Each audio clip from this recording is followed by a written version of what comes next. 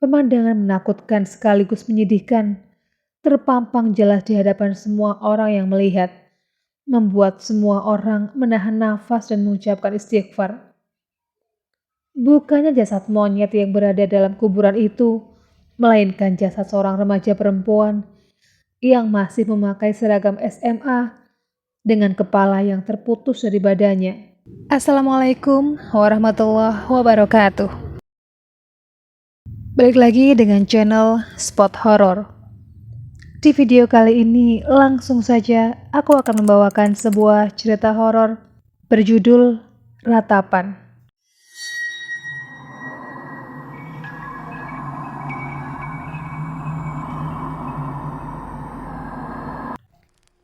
Ini adalah sebuah kisah tragis yang pernah terjadi di suatu tempat, tepatnya di Ciparai, Jawa Barat.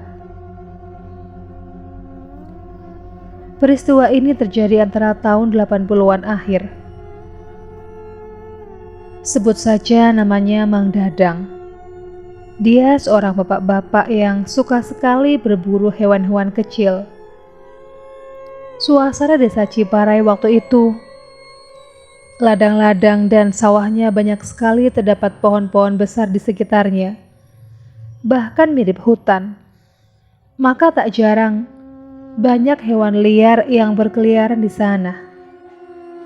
Siang itu Mang Dadang berencana ingin berburu hewan ke ladang milik tetangganya.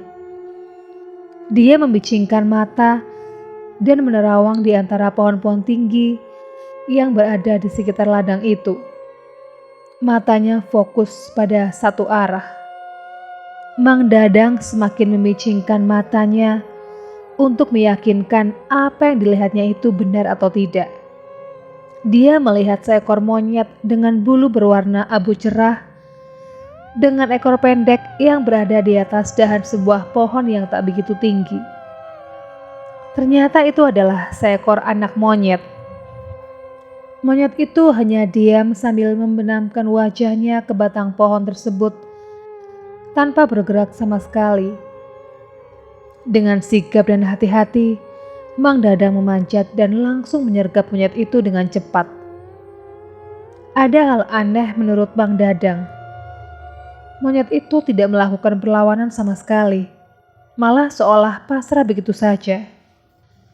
Singkat cerita, Mang Dadang membawa monyet tersebut pulang. Di depan rumah Mang Dadang kebetulan ada pohon jambu air. Pohonnya rendah. Dan karena bukan musimnya, pohon itu tak berbuah. Monyet tersebut dirantai pada dahan pohon jambu air. Anak-anak sekitar beramai-ramai ingin melihat monyet yang ditangkap Mang Dadang itu. Termasuk saudaraku yang juga penasaran ingin melihatnya.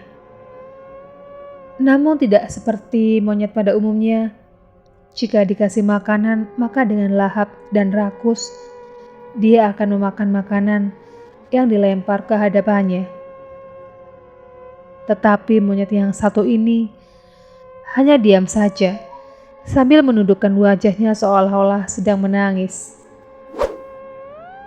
Keesokan harinya, monyet itu sama sekali tidak memakan makanan yang ada di atas tanah tersebut itu. Raut wajah monyet tersebut sangat memelas dan hanya dia menunduk. Sesekali dia mendongakkan kepalanya dan kemudian dia menunduk kembali. Melihat hal itu, Mang Dadang merasa kasihan. Kali ini Mang Dadang berinisiatif memberi makanan pada monyet itu dengan memakai alas. Dan hal aneh pun terjadi. Monyet tersebut langsung mengambil makanan yang dialasi piring yang terbuat dari seng, kemudian memakannya dengan lahap. Tangan kiri monyet tersebut memegang piring sedangkan tangan kanannya dia gunakan untuk menyuapi makanan ke mulutnya. Perilaku cara memakannya pun tidak seperti monyet pada umumnya. Timbul pertanyaan dalam benak Mang Dadang. Dalam kebingungan, Mang Dadang pun membiarkan hal itu. Setiap hari Mang Dadang memberi monyet tersebut makanan dengan menggunakan piring. Karena jika tidak menggunakan piring, monyet itu tidak mau memakannya sama sekali. 4 hari berlalu. Raut muka si monyet selalu menunjukkan ekspresi sedih. Tak jarang si monyet meneteskan air mata, layaknya orang yang sedang menangis. Keesokan harinya, tubuh si monyet lemas. Dia hanya terbaring di atas papan yang dibuatkan oleh Mang Dadang di bawah pohon jambu untuk tempat duduk dan tiduran si monyet. Ketika diberi makan pun, si monyet tidak menyentuhnya sama sekali. Hanya tetesan air mata yang terus mengalir dari wajah si monyet. 3 hari berlalu, tubuh si monyet semakin lemas. Si monyet terbaring tidak berdaya, yang terlihat hanyalah nafas perlahan dan sesekali suara lemah serta air mata yang menetes dari wajah si monyet.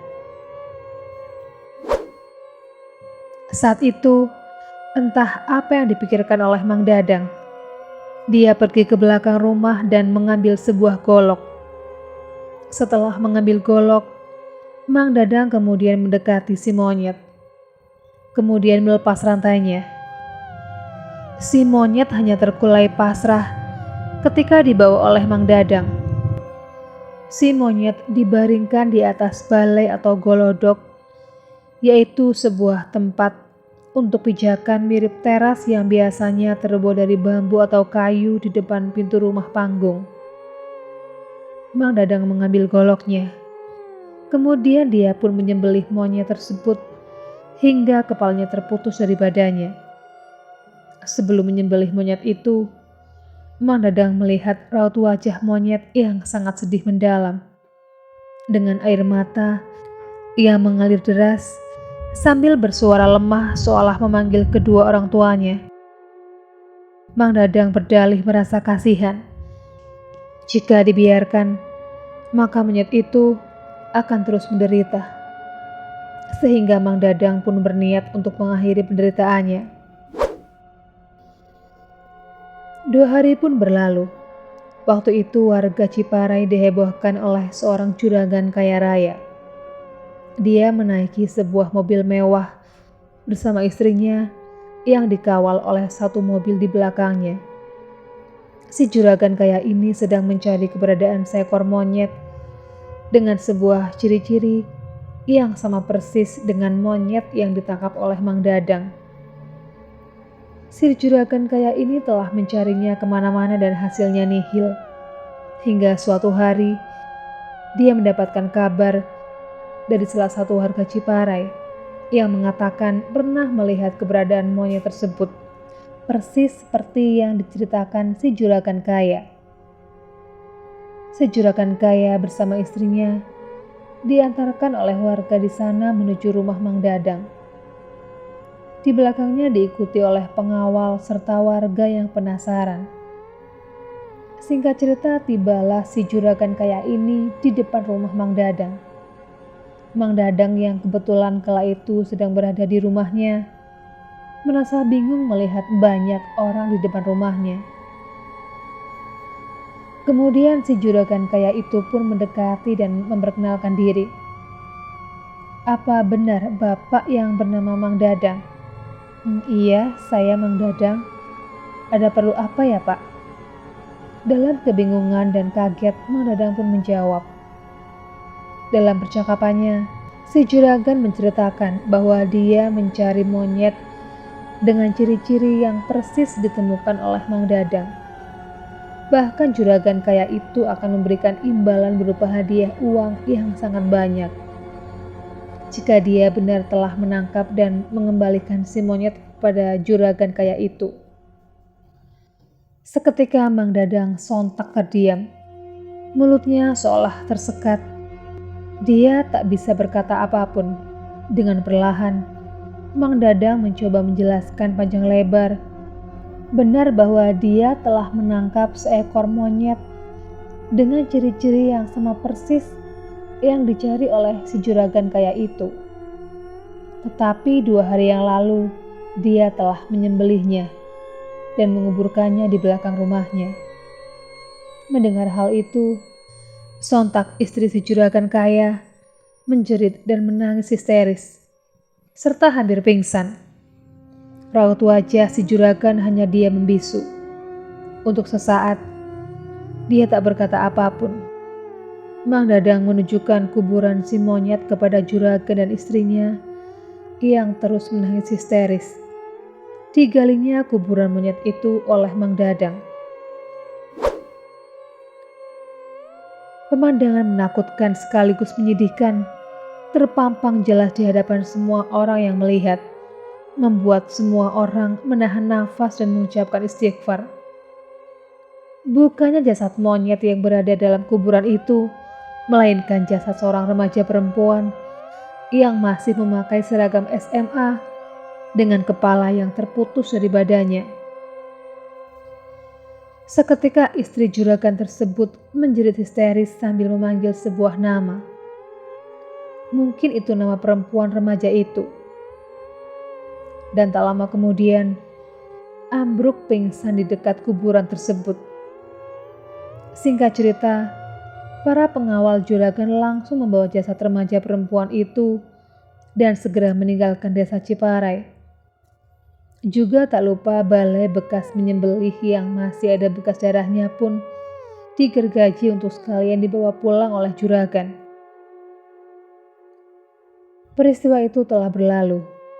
Kejadian tersebut menjadi perbincangan hangat yang selalu diangkat dikala sedang berkumpul. Bahkan tak jarang sambil guyon, banyak warga yang berkata pada Mang Dadang, kalau nasibnya tidak beruntung. Coba kalau dia tidak menyembelih monyet itu, mungkin dia akan menjadi orang kaya raya. Mang Dadang hanya tersenyum menanggapinya sambil menimpalinya. Duh, nyesel jadinya, candanya. Demikianlah kisah tentang ratapan seekor monyet yang ternyata itu adalah monyet jadi-jadian. Sekian dulu video kali ini, jumpa lagi di video berikutnya. Assalamualaikum warahmatullahi wabarakatuh.